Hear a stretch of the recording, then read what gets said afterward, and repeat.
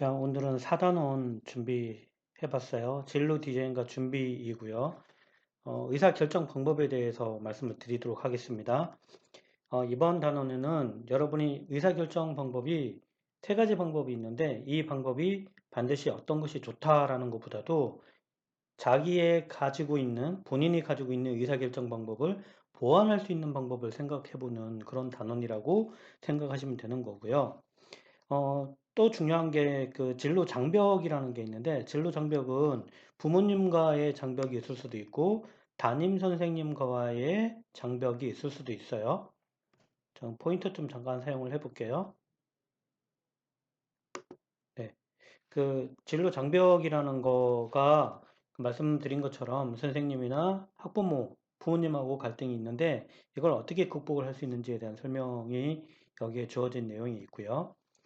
자, 중요한 것만 말씀을 드리도록 할게요. 그 진로를 합리적으로 결정하기에 어떤 것을 고려해 볼까 생각을 한번 해보도록 하고, 그 다음에 이제 의사결정 방법 중에 하나가 첫 번째 합리적인 의사결정 방법이 있어요. 근데 합리적인 진로 의사결정 방법은 의사결정 방법이 총 종류가 세 가지가 있지만 모든 게 다 좋은 건 아니다라는 거예요. 그래서 의사결정하는 방법의 프로세스를 보시게 되면 먼저 문제 파악을 하고 문제 방법에 대한 해결 방법을 탐색을 하고 그 다음에 해결 방법을 찾고 그리고 나중에 해결 방법을 선택하는 과정. 이게 의사결정 방법이라고 할 수가 있죠.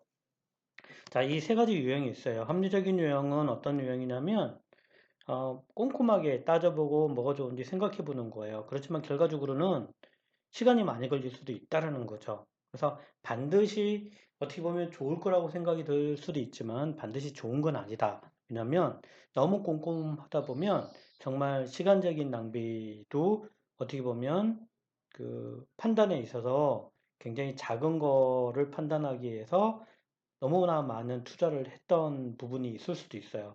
물론 본인이 선택한 거는 본인이 책임을 지는 방식 중에 합리적 유형이 있죠. 다른 사람의 멘토링도 잘 받아들이지 않고 대부분이 자신이 꼼꼼하게 판단을 해서 진행하는 경우가 많이 있고요. 직관적 유형은 느낌 좋으니까, 느낌 아니까, 느낌대로 선택하는 친구들이 대부분 직관적 유형이에요. 대신에 빠르게 선택을 할 수는 있지만 문제는 잘못된 선택이 될 수도 있고 실패를 하게 되면 본인이 선택을 했기 때문에 원망하는 대상은 없어요.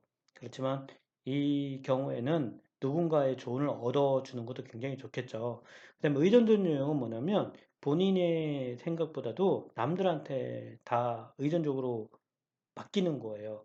뭐 할래? 라고 물어보면 본인이 선택을 못하고 너는 뭐 할 건데? 라고 물어보거나 아니면 선생님한테 물어보겠죠. 그래서 너 이쪽이 좋을 것 같아? 라고 해서 선택을 했는데 나중에 문제가 되면 선생님이나 부모님을 원망하게 되는 그런 케이스가 많이 있어요. 그래서 이 세 가지 유형이 어떤 게 좋고 어떤 게 절대적으로 나쁘고 이런 건 없어요. 그래서 합리적 유형은 어떻게 보면 직관도 조금 필요하고요. 의존도 약간 필요한 유형이 될 수도 있고 직관적 유형은 합리적 유형과 의존적 유형이 필요할 수도 있고 의존적 유형은 직관하고 합리적 유형이 동시에 다 들어가야 되는 그런 유형이라고 보시면 되는 거예요. 됐죠? 자, 본인의 장단점에 대한 의사결정 한번 말을 해보시고요. 요 했던 부분이니까 넘어갈게요. 요 창의 활동이니까 이거 보시고 한번 선택을 해보시는 거고요. 그리고 자기 의사결정이 어떤 건지를 한번 점검을 해보도록 할게요. 여러분 평가 기준표가 있었잖아요. 교과서에 보면 평가 기준이 있는데 자기가 어떤 의사결정을 가지고 있는지 한번 따져보는 것도 굉장히 좋을 것 같아요. 됐죠? 자, 자기 의사결정 방법에 대해서 어떤 방법으로 좀 보완을 할 건지에 대한 내용을 여기다 작성을 한번 해보는 시간을 가지도록 하고요. 자, 여기까지 자기 점검을 해서 진행이 됐던 부분이에요. 다음 시간에 진로 장벽에 관련된 내용을 설명을 드릴게요. 자, 여기까지 수업 마치도록 하겠습니다. 고생하셨습니다.